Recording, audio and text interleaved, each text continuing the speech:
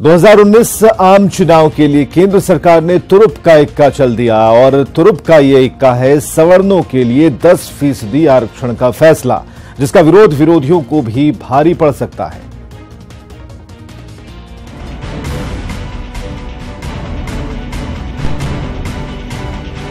– 2019 की बिसात पर सबसे बड़ा दांव, सवर्णों के लिए 10% आरक्षण, संविधान संशोधन से निकलेगी राह।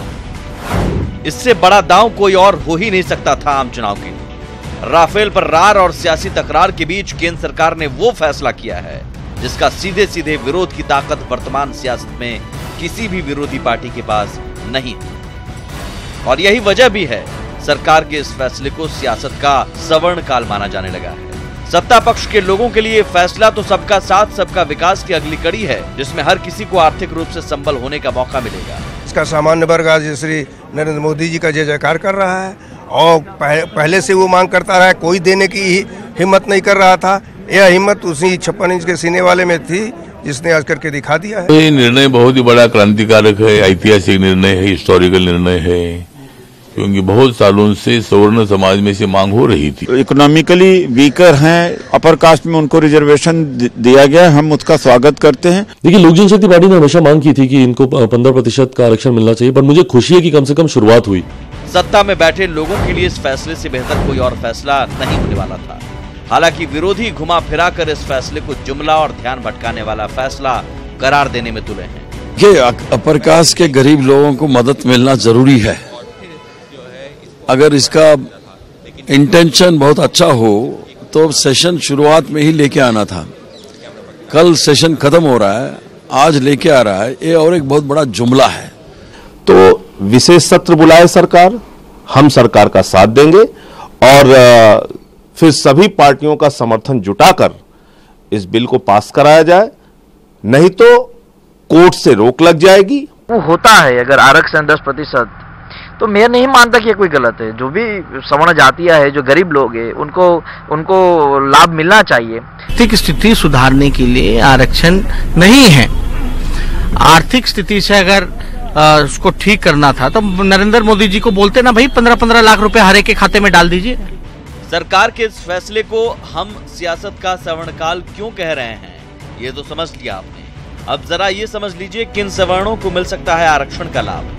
आर्थिक रूप से कमजोर सवर्णों को मिलेगा आरक्षण, सरकारी नौकरियों और उच्च शिक्षा के क्षेत्र में मिलेगा आरक्षण, 8 लाख से कम सालाना आय वाले परिवार को मिलेगा आरक्षण।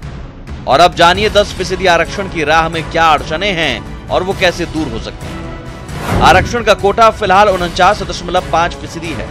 मौजूदा नियमों में 50% से ज्यादा आरक्षण नहीं हो सकता। अगर 10% का नियम लागू हुआ तो 59.5% हो जाएगा आरक्षण। सवर्णों को आरक्षण देने के लिए संविधान में संशोधन करना होगा। संविधान के अनुच्छेद 15 और अनुच्छेद 16 में बदलाव करना होगा। यानी संविधान संशोधन के जरिए ही सवर्णों के लिए आरक्षण का रास्ता निकलेगा। ऐसे में ये देखना दिलचस्प होगा कि सरकार के हर फैसले का विरोध करने वाली पार्टियां इस फैसले का विरोध कैसे करती हैं और सरकार संविधान संशोधन के लिए उनका समर्थन कैसे हासिल करती है। Bureau report, news 18 network. चलिए, गुजरात के सूरत में चमत्कार हुआ। चमत्कार भी ऐसा कि आंखों को यकीन नहीं हो रहा है। रिपोर्ट देखिए। गुजरात का सूरत शहर, सुबह का नजारा। सड़क पर चहल पहल कम और मंदिर में दर्शन पूजा के लिए लोगों का आना। एक महिला श्रद्धालु भी रोज की तरह मंदिर के सामने पहुंची और भगवान से प्रार्थना करने लगी। फिर क्या हुआ? फिर से देखिए और अपनी आंखों पर विश्वास कीजिए। जी हां, भगवान से प्रार्थना कर रही इस महिला को कचरा ढोने वाली गाड़ी ने कुचल दिया। ड्राइवर गाड़ी को रिवर्स कर रहा था। उसे ना महिला के पीछे होने का पता था और ना महिला को गाड़ी के रिवर्स होने का। गाड़ी रिवर्स होते ही और महिला के गाड़ी के नीचे आते ही कोहराम मच गया। जिसने ये नजारा देखा गाड़ी की ओर दौड़ पड़ा। सबकी नजरें सिर्फ इस पर थीं कि महिला बची कि नहीं। लोग कुछ कर पाते इससे पहले पूरी गाड़ी महिला के ऊपर से निकल गई। जिसके बाद जो हुआ उसे देखकर लोग दंग रह गए। आंखों से ना देखा होता तो शायद उन्हें यकीन ना होता। मंदिर के सामने चमत्कार हो गया। भगवान ने भक्त की जान बचा ली। कचरे की गाड़ी पूरी उस महिला के ऊपर से निकल गई और उसे खरोंच तक नहीं आई। महिला उठकर मंदिर की सीढ़ी पर जा बैठी। वहां लोगों ने ड्राइवर को खूब भला बुरा कहा, लेकिन सभी में राहत की सांस ली और हरेक के मुंह से यही निकला, जाको राखे साइयां। सूरत शहर में हुआ ये वाकया सीसीटीवी में कैद हो गया और जिसने भी इस फुटेज को देखा वो भी यही बोला, जाको राखे साइयां। Bureau report, news 18 network. इधर प्रयागराज कुंभ मेले में आस्था और संस्कृति का अनूठा संगम देखने को मिल रहा है। ऐसा ही कुछ नजारा किन्नर अखाड़े की देवोत्तम यात्रा में भी देखने को मिला। किन्नर अखाड़े की निकली देवोत्तम यात्रा। रथ पर सवार होकर निकले किन्नर संत। आशीर्वाद के लिए उमड़ी लोगों की भीड़। सड़क के दोनों किनारे श्रद्धालुओं का हुजूम। रथ के सामने भांगड़ा बजाती बैंड पार्टी। पीछे रथ पर सवार किन्नर संत। नगाड़ों की थाप पर रथ के सामने नाचते किन्नर अखाड़े के सदस्य। रथ पर त्रिशूल के साथ सवार किन्नर संत। लोगों को आशीर्वाद देते किन्नर संत। चारों ओर अखाड़े की जय जयकार। ये नजारा है प्रयागराज कुंभ में पहली बार शामिल हो रहे किन्नर अखाड़े की देवोत्तम यात्रा का, जिसमें घोड़ों, ऊंट और रथ पर सवार होकर किन्नर संतों ने देवोत्तम यात्रा में भाग लिया। भाईचारा का संदेश दे रहे हैं कि मानवता से बड़ा कोई धर्म नहीं होता और मानवता ही सबसे बड़ा धर्म है और देश है, एकता है, सब कुछ। गंगा यमुना तहजीब दिख रही है यहाँ पे, सभी धर्म। क्या तहजीब आज यहाँ पर देखिए, ये हम सब एक है। ये संगम पे हिंदू मुस्लिम सिख ईसाई का संदेश देना चाहता है। हम सब एक है, हमारे लोग कोई मत मुनाव नहीं है, हम सब एक है। और अनेकता में एकता कहीं देखनी है तो आप प्रयाग रहिए। प्रयागराज में हम सभी हिंदू मुस्लिम सिख ईसाई सब एक होकर के ये अखाड़े का पेशकश कर रहे हैं। और ये देखिए महालक्ष्मी जय महाकाल। इस यात्रा में गंगा जमुनी तहजीब भी देखने को मिली। किन्नर अखाड़े की देवोत्तम यात्रा का सभी धर्म के लोगों ने बढ़ चढ़कर स्वागत किया। किन्नर अखाड़े के संत, महंत और महामंडलेश्वर सज धज कर रथों और घोड़ों पर सवार होकर लोगों को आशीष देते दिखे। इस दौरान देवोत्तम यात्रा का दृश्य देखते ही बन रहा था। उपदेवता की श्रेणी में आने वाले किन्नरों ने लोगों के माथे पर हाथ रखकर आशीर्वाद दिया। वहीं किन्नर अखाड़े के आचार्य महामंडलेश्वर लक्ष्मी नारायण त्रिपाठी ने अखाड़े के साथ देवोत्तम यात्रा की महत्ता बताई। समाज में किन्नरों का वजूद सनातन धर्म में उपदेवता का है। तुलसी प्रभु ने 80 पे बैठ के लिखा था एक जमाने में, देव दनुज किन्नर नर श्रेणी सादर महजती सकल त्रिवेणी। और आज इस कलयुग के दौर में, इस युग के दौर में हमारा समाज अपनी नग्न आंखों से देखेगा कि हमारा समाज ये देखेगा कि जो तुलसी प्रभु ने उस जमाने में लिखा आज ये सत्य होने जा रहा है। पहली बार प्रयाग में किन्नर अखाड़ा शामिल हो रहा है। कुछ संतों के विरोध के बावजूद जिस तरह किन्नर अखाड़े की देवोत्तम यात्रा को श्रद्धालुओं का प्यार मिला है, वो ये दर्शाता है कि किन्नर अखाड़े के प्रति भी लोगों में अगाध श्रद्धा है। प्रयागराज से न्यूज़ 18 के लिए सर्वेश दुबे की रिपोर्ट।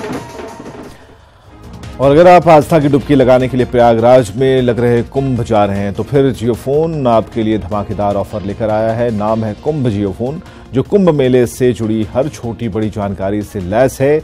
चाहे ट्रेन और बस स्टेशन हो, सूचना हो या फिर शाही स्नान की जानकारी हो, कुंभ जियोफोन आपको हर खबर से बाखबर रखेगा। और साथ ही अगर साथ आया कोई रिश्तेदार गुम हो जाता है तो फिर इसके जरिए आप लापता रिश्तेदार के लोकेशन झट से पता लगा पाएंगे।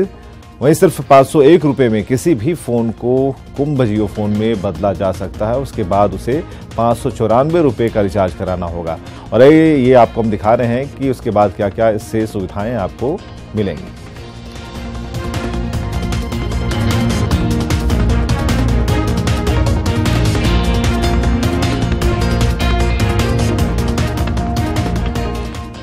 गुजरात के अहमदाबाद में सालाना इंटरनेशनल काइट फेस्टिवल शुरू हो गया है, जो मकर संक्रांति तक चलेगा।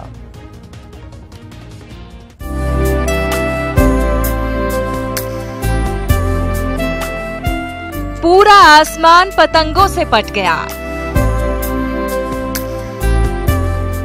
कहीं छोटी तो कहीं बड़ी, कहीं अप्पू राजा तो कहीं मॉन्स्टर काइट। गुजरात के अहमदाबाद में रंग बिरंगी इन पतंगों का महोत्सव शुरू हो गया है।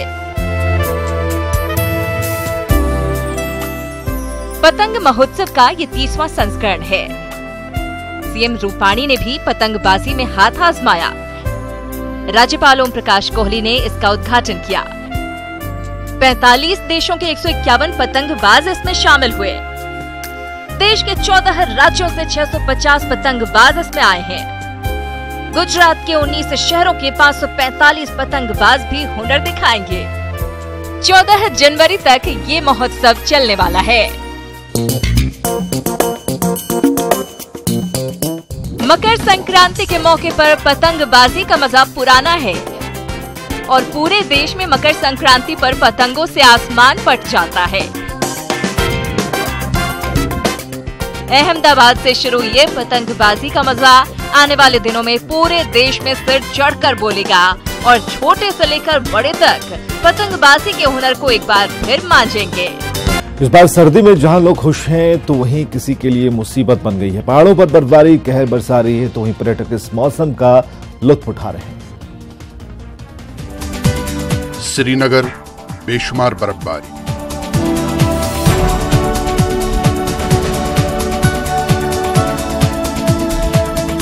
धर्मशाला नए साल की पहली बर्फबारी,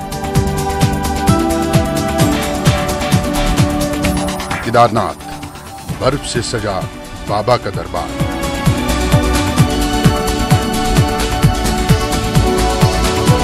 कुल्लू पहाड़ों पर पसरी बर्फ की चादर,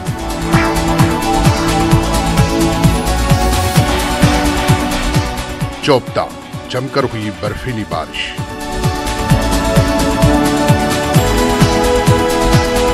नैनीताल बर्फबारी में झूमी टूरिस्ट,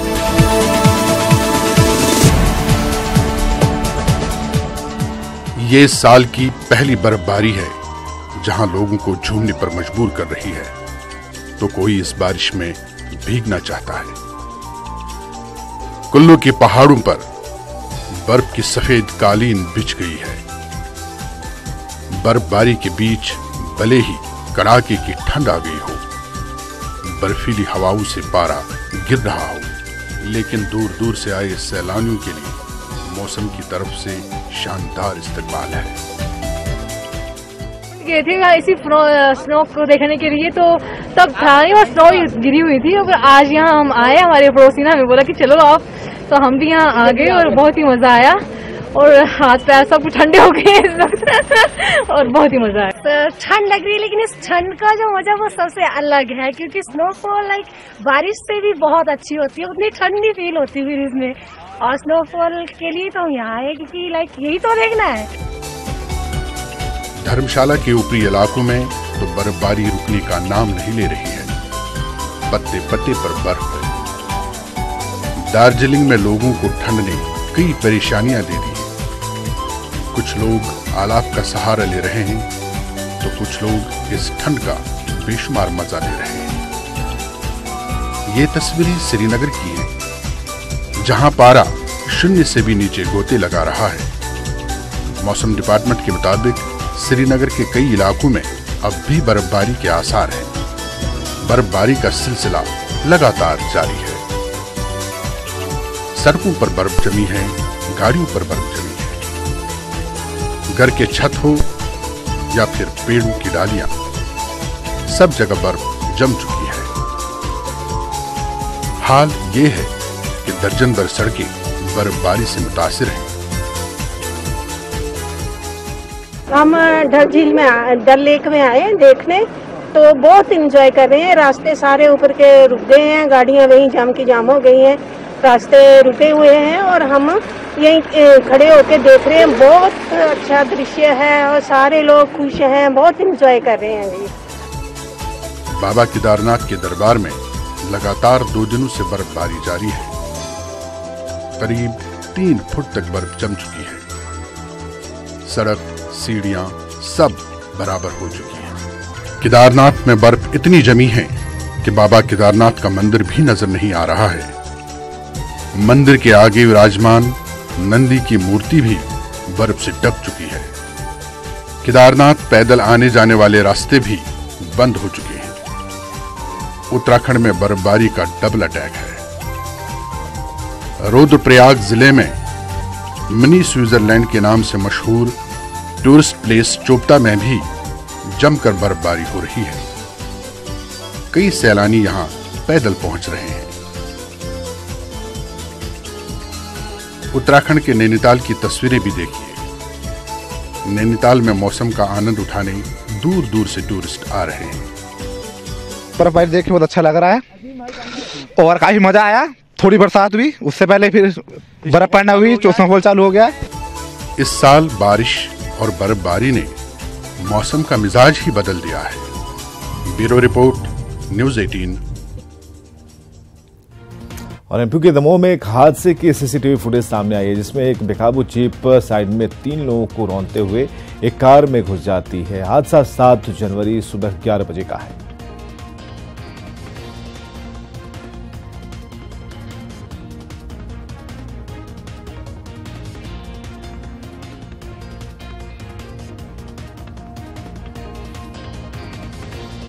और ऑस्ट्रेलिया में इतिहास रचने वाली टीम इंडिया के जश्न का सिलसिला जारी है। तस्वीरें ड्रेसिंग रूम की हैं, जहां जीत के बाद टीम इंडिया ने जमकर डांस किया।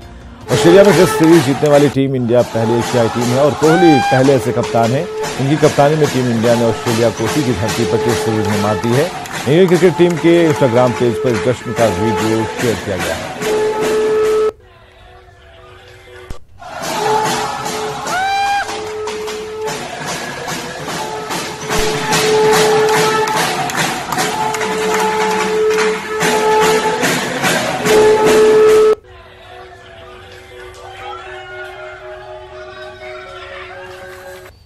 और बिहार झारखंड की बाकी खबरों को देखने के लिए आप लॉगिन कर सकते हैं हमारी वेबसाइट news18bihar.com और news18jharkhand.com पर।